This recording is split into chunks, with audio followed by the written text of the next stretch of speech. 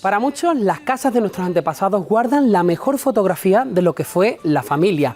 Domingos de caldero, batallitas del abuelo y noches interminables de tertulias. José Antonio nos está esperando para contarnos por qué en su casa los ganchos de las habitaciones ahí se colgaban cunas y no chacinas. Y es que los nacimientos nunca venían solos.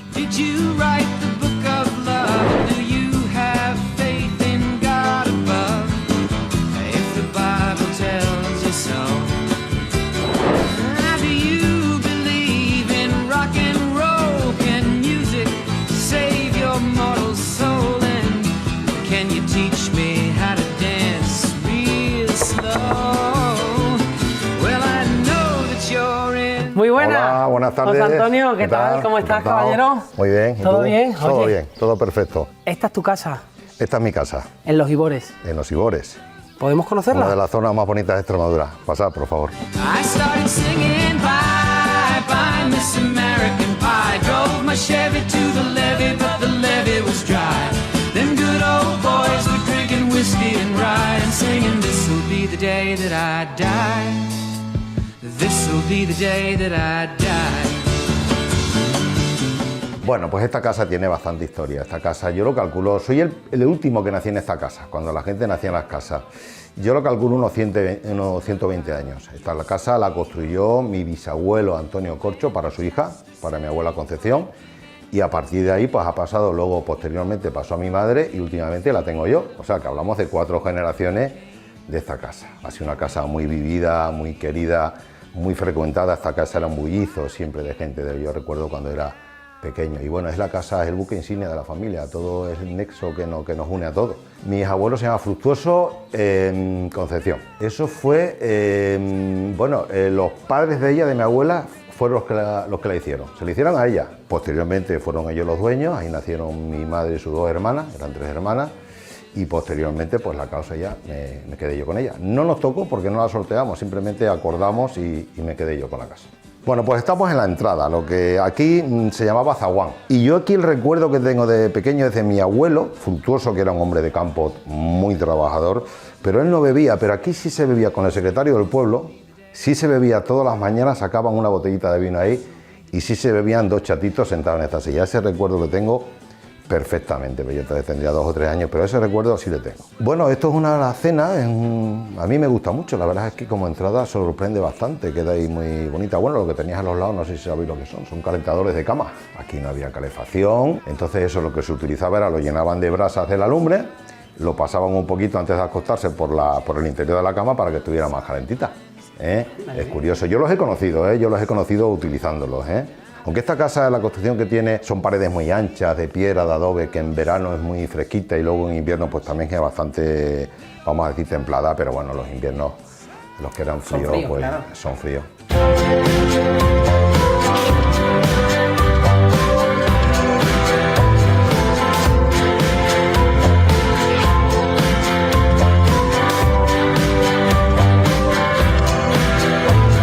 Que tenéis aquí detrás de mí es donde dormían los dueños de la casa. Pues cuando mis abuelos vivían mis abuelos, posteriormente mis padres y ahora nosotros. Y entonces aquí tenía como una antesala.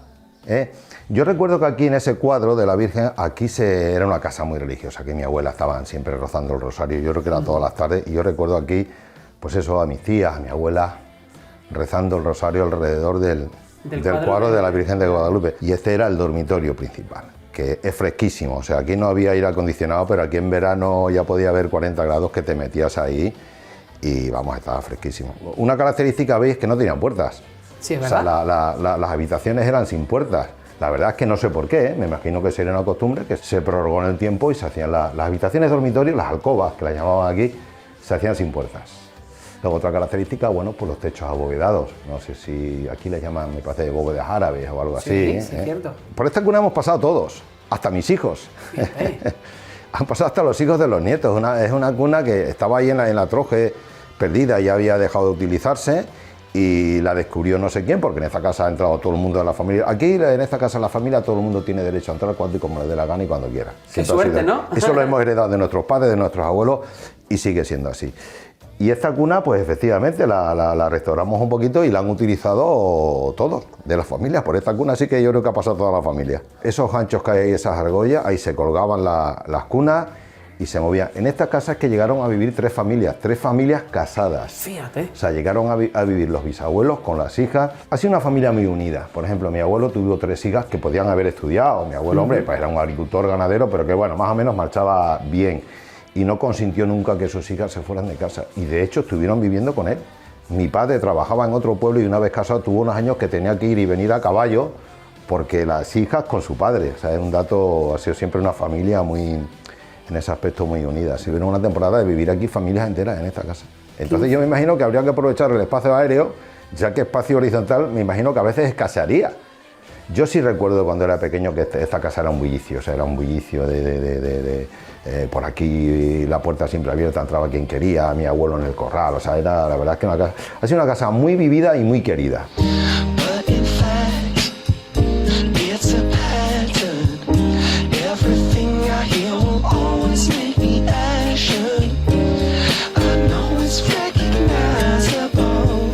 Bueno, Ramón, pues estamos en el comedor principal, ¿eh?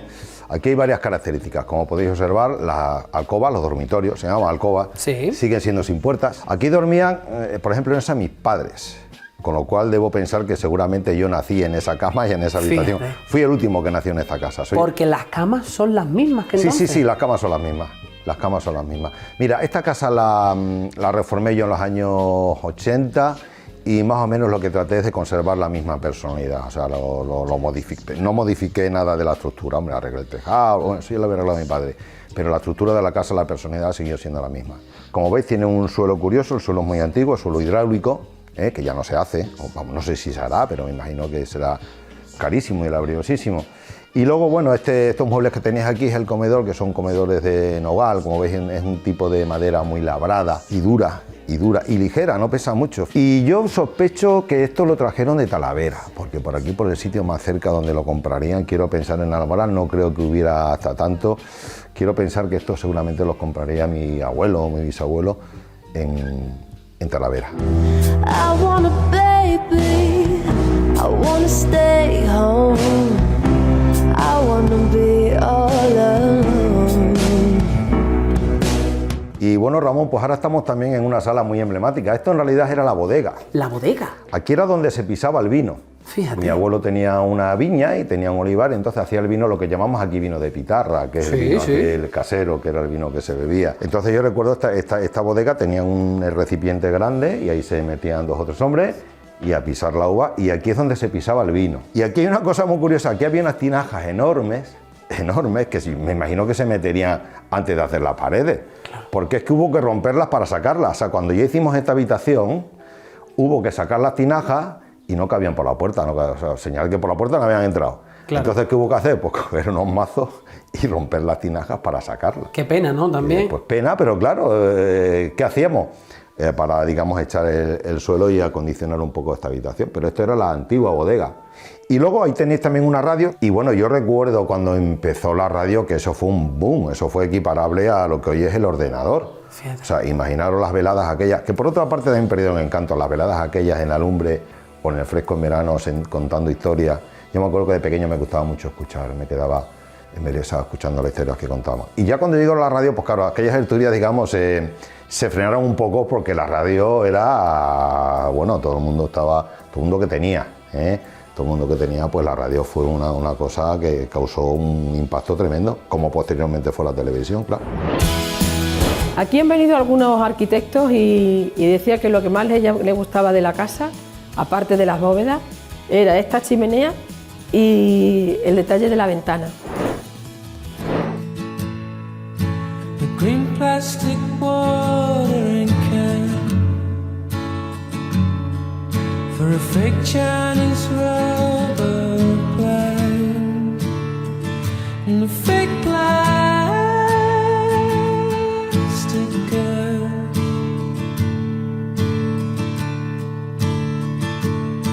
José Antonio, y las charlas de las que me hablabais, hoy la volvemos a tener, ¿no? Aquí. Volvemos a tener, sí señor Ramón. Pues nada, te comentaba antes que aquí, al calor de la lumbre y luego en el patio en verano, Pues yo recuerdo de chico que me quedaba embelesado escuchando a los mayores los comentarios, las historias que contaban. Era una forma de ir transmitiendo valores y las historias de la familia de generación en generación. No nos olvidemos que aquí ha habido 4 generaciones, pero desde luego de los que estamos por aquí, la que más sabe y la que más ha vivido la casa es mi prima Concha, que quizás nos pueda contar alguna cosita más. Concha, encantado. Igualmente. Eres de las que más sabe de la casa. Bueno, es que yo soy la primera nieta de que hubo en la familia y entonces fui la niña mimada. Yo me crié aquí más que en mi casa porque mi tía, la madre de José, mi tía Josefa, se llevaba 14 años con mi madre y yo fui su juguete para ella. Yo tengo las vivencias desde niña, de ver aquí, de celebrar las Navidades. Es que los domingos, desde luego, por la noche seguro que cenábamos aquí, pero cualquier día. Pero de ver preparar los pavos, los gallos de corral para las Navidades, de prepararlo todo aquí, de hacer los dulces. Llevábamos una semana anterior haciendo desde los mazapanes, las anguilas esas, las hacía mi tía, su madre, que le encantaba la cocina muy bien, y preparar todos los dulces para las Navidades, porque entonces no es como ahora que vas a la tienda y lo compras. Son muchas horas ahí sentadas en la lumbre con mi prima, con mis abuelos menos, porque yo apenas a la abuela no la conocí, el abuelo era muy joven, pero con mis primas y tal yo tengo muchas historias y me encantaba oírlas contar historias de la familia. Y ya te digo, es una forma de transmitir ciertos valores y ciertas costumbres, porque si no se perderían, ¿no? Eran un coro maravilloso. Mi madre cantaban las dos algo fuera de serie, y mi abuela también, pero sobre todo ellas dos, preparando los dulces las vísperas de Nochebuena, toda la Navidad, toda la semana esa anterior. Veníamos aquí, hacían los dulces, mientras cantando villancicos, lo que ahora se hace mucho en Andalucía. José Antonio, veo en el topetón, típico de las casas extremeñas, sí, algunas iniciales, una M, una S... Sí, bueno, esos son iniciales, pues de apellidos familiares. Veo una M, me imagino que sería Muñoz. Muñoz viene por mi padre, que no era de aquí.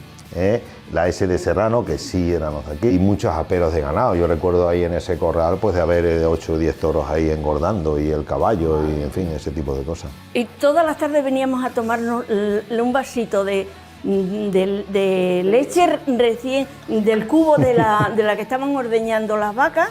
Teníamos que venir a tomarnos esa leche. Fíjate tú que ahora, luego mi hermano, que era médico, decía, y cómo nos cogeríamos una tuberculosis, porque entonces, pues nada, no nos pasó nada. Todos sanos y salvos. Aquí estamos, algunas todavía con 82 años, pero bueno.